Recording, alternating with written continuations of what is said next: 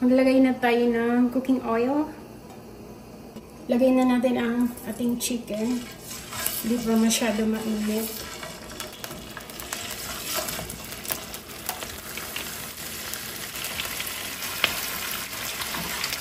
Prituhin muna natin ng konti.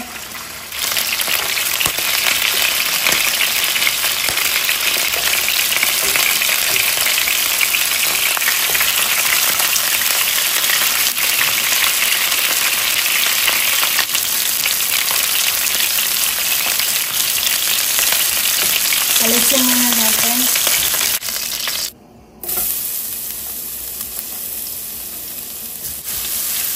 Bawang. At lagyan na natin ang ating luya.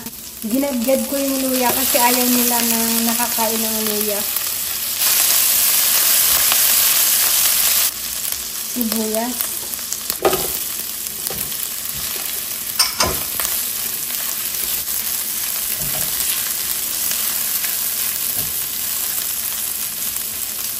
Balik na natin ang ating chicken. Ilagay na tayo ng ating paminta. 1 teaspoon. Ang ating soy sauce. 1/4 cup na soy sauce. Ang ating bay leaves. Vinegar.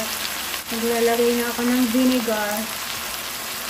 Kalahati ng toyo na nilagay natin. So, 1/8 cup lang to ng vinegar. At 1 tablespoon ng chicken powder. Ang aking pampalasa. Hayaan muna natin dyan. Hininaan ko muna yung apoy. At hayaan muna natin mga 3 minutes para maluto ang ating vinegar. Pwede na natin haluin.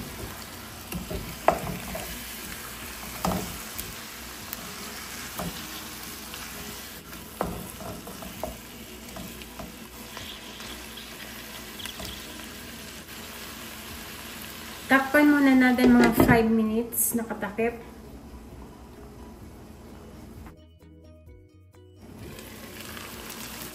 After 5 minutes, ayan.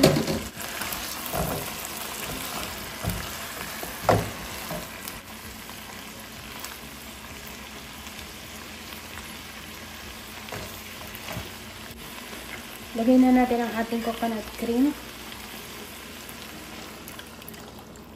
Lakasan uli natin ang apoy hanggang kumulo.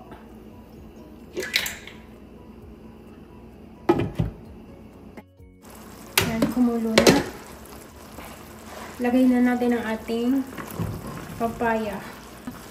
Medyo malalaki yung hiwa ko sa papaya. Tamang-tama yan, sabay maluluto yung chicken at saka ang papaya.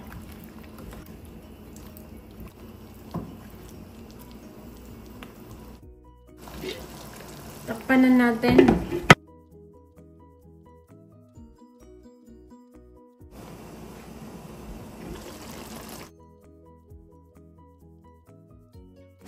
Haluin natin paminsan-minsan para magpantay yung luto ng chicken at papaya. Halos kalahati ng chicken ang hiwa ng papaya. Takpan ulit natin hanggang lumambot.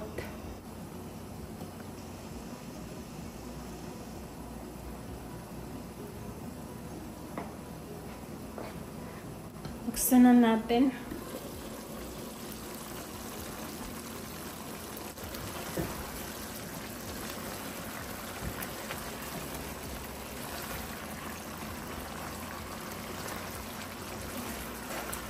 After 20 minutes, ito na yan.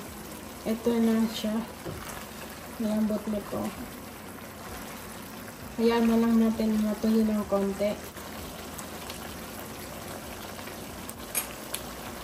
Lagay na natin ang ating siling haba.